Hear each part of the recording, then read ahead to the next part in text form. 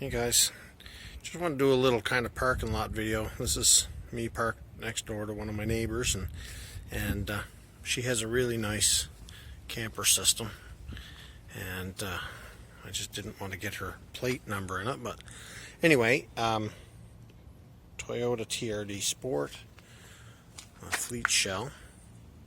Anyway, I just wanted to do a little comparison, just compared to the F-150. So let's just see if we can get some video that might show a little bit of how this kind of works. So when you look underneath in the front here, we're parked. Yeah, you can see kind of bumper to bumper. We're about the same length out. So can't really tell from this angle, but my bumper's a little higher. And of course has more ground clearance because I have bigger tires and I'm lifted a little bit, but we're kind of parked side by side here in the front.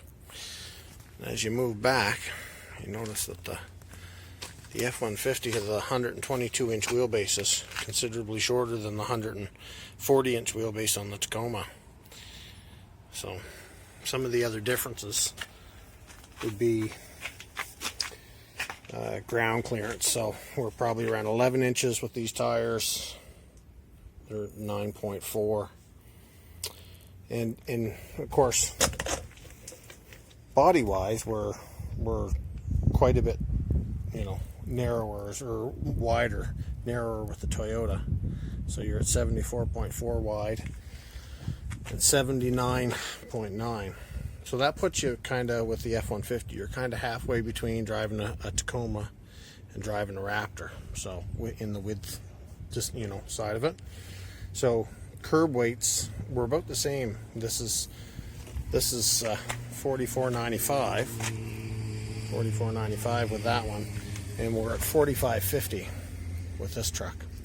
Now, everybody talks about the width of the truck, but if you're setting up like this, it's not going to matter a whole bunch whether your truck is 74.5 inches wide or 79.5 inches wide, because your camper's going to be 82 or 84 inches wide anyway.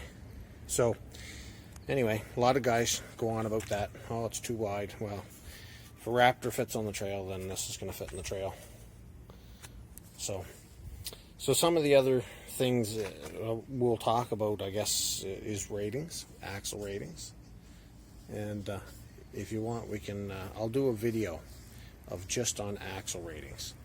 So we'll talk about different ratios or different axle ratings and the percentages involved in tires and wheels and all those things. Anyway, just thought I'd give a little kind of heads up on seeing the difference in size. Like,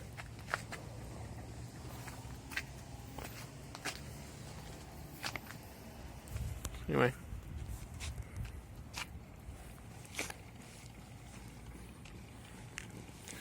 even with the shorter fleet, which is a 6'1" compared to this 7'7", the front end, I'm still well over a foot shorter, even with my tailgate down. So I'll do just a short little thing here. Show. So this is the Ford 9.75 axle, which is rated for 5,300 pounds. And anyway, Ford derates that with wheels that are only rated for 4,800 pounds. So online it'll say 4,800 pounds. But if you change the wheels, which I haven't, but if you did, you could get it up to 5,300 pounds. So on the Toyota, I haven't been able to find I think they have an 8-inch, might be a 7.5-inch rear axle, and it's rated for, well, the older ones were rated for 3,110. I think the new ones are a little higher than that. They might be 3,400. Anyway, just a little difference there, though, is for long-term durability, which I know Toyotas are very reliable, but anyway, you're talking 3,400 pounds capacity to 5,300 pounds capacity. One's going to outlast the other if they're both carrying the same weight. Anyway, just wanted to kind of talk a little bit about that. One of the main benefits with these two vehicles. Had the hood popped over there, but Toyota is a little bit renowned in other markets. We don't hear much about it here, but for something they call dusting the engines. So they've come out lately with a desert air intake. Okay, they say specifically it's not a snorkel, but part of the reason that they need that is right in this area here. If you look, this is where your air box is, and it sucks the air out of the wheel well. So what happens when you're driving in the desert is your wheel kicks up dust, and then it sucks the dust in through the air into the engine. So, and they call that dusting. So they've had lots of Land Cruisers in Australia that out driving by themselves. They're not following behind other people, but they're out driving by themselves, and they pick up so much dust. If there's a fault in the airbox, it gets through and it ruins the motor. So they've had some issues there. There's some people with lawsuits with Toyota over this, because on the diesel motors it's a $30,000 repair bill. Anyway, so Ford kind of thought about that for years. They knew that because they're off-roaders, and so they don't put their airbox. They don't put their airbox in the wheel well. They put it here, and it comes up here and vents ram air from the front, which comes, between the hood and up in front of the radiators. So what happens is, on the F-150, when you're driving down the road or driving through the desert and you're kicking up dust here, you're actually sucking in air here, which is ahead of the dust. So you can go out and drive in the desert all day long and not have to worry about whether your air filter is faulty. It's not going to ruin your engine because you're getting good, clean, cold air, dust-free air from in front of the wheels. Anyway, just one of the other benefits that Ford has kind of come up with. The other thing we like about this is you have to kind of see, I don't know how if I can somehow get a video of this, but like we're talking, you're talking elbow height at the front. And the nice thing that you can do with this is you can put a tarp on the hood and wrap it down over the grill, and that will force the water to hit the tarp, and it'll leave an air gap in behind it. So if you were going to ford a river, you just tarp it, and then that causes enough to get the bow wave started, and then you don't suck in water from the front, even if it does splash up over the hood. Anyway, just a thought. Everybody does their things a little differently, and you don't hear many people talking about that stuff online. Okay, so just as an idea here, we'll put the measuring tape on it. So let's say that air box comes in there somewhere, probably around, let's say there, 38, 39 inches in this range. Might be as high as 40. You have to kind of get that angle to see it. And when you go over here to the Ford, the airbox comes in above this stripe, so you're at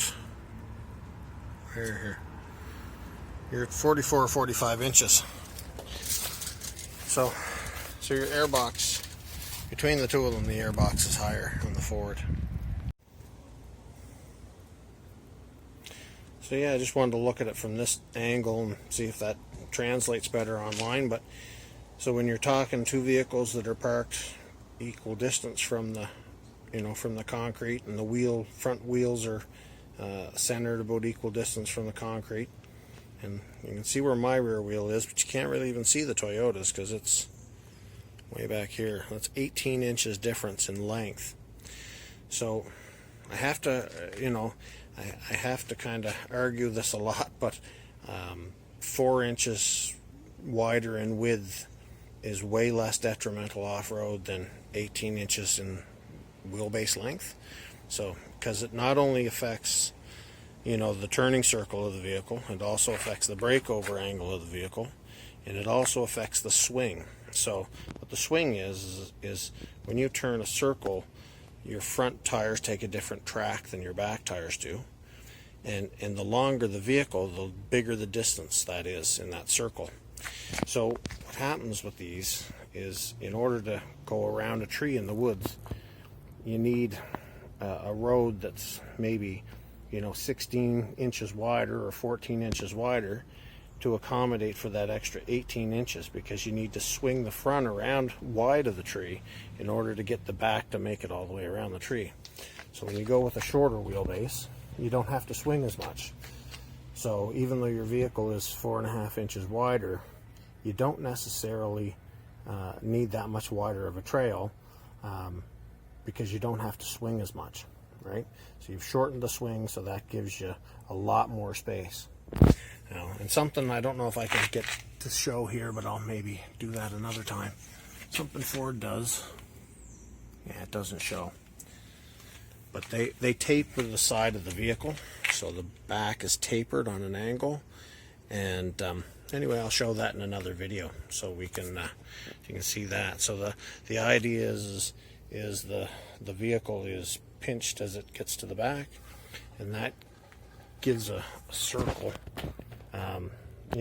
It's like dovetailing or that type of thing for aerodynamics, but it also makes it easier to turn without the back swinging out.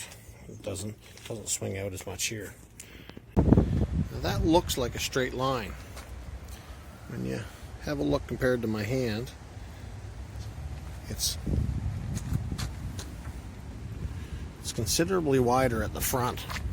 When you look back at it, you can see how that tapers. And that taper means that the side of the vehicle turns in. That's one of the things that makes this vehicle so good off-road, is that back is not straight. So when you swing it, the curve of the back means you don't hit this corner. So this corner, instead of being out here, it's in here. That's kind of one of the differences for off-road. So here we are. That's ground clearance. So 15 inches, that's with a camper. We're talking 2,000 pounds on board. Camper and gear. 15 inches of ground clearance. Right, 15 inches. Not 9 or 11 or 8.8. I mean, we're probably 11 back there at the diff, but still. So 15 inches, 122 inch wheelbase. We're talking probably about 30 degrees breakover angle. So that's part of it. So here's a Tacoma again. So this is a really good example, because one of the things that I talk about when I'm talking about overland ready vehicles, this vehicle has plastic bumper. So Toyota builds them plastic bumpers.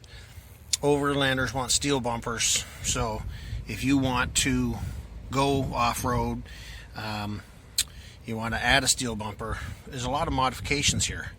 You have to cut. You have to get a body person probably to do a decent job.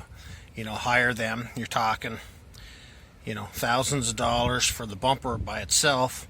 Sometimes, you can maybe get that. There's an insert that you can get here, but, for $500 or whatever, but you're spending thousands of dollars for a metal bumper so that you can make the truck winch compatible, so that you can add, a winch plate and a winch. And, you see, you get a little bit of road rash, you get a crack, you get things popping out of place, and you're losing ground clearance down there. So that's kind of, you're spending, you spend $45,000 on the truck, and then you spend another $4,000 setting it up for a winch. Now, just walk up quickly, and you can kind of see that, excuse me, when you get to the Ford,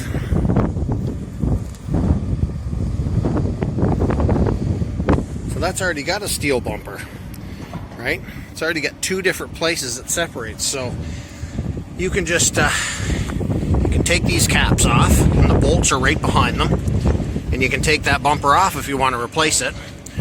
Right in back here, I can stick my whole arm in there. That's where the winch goes, and you don't need to do anything. You just buy the winch plate and the winch and install it. So that truck, you know, that comes with a winch ready, you know, steel bumper that can be scratched. If it's bent off road, you can bend it back into place.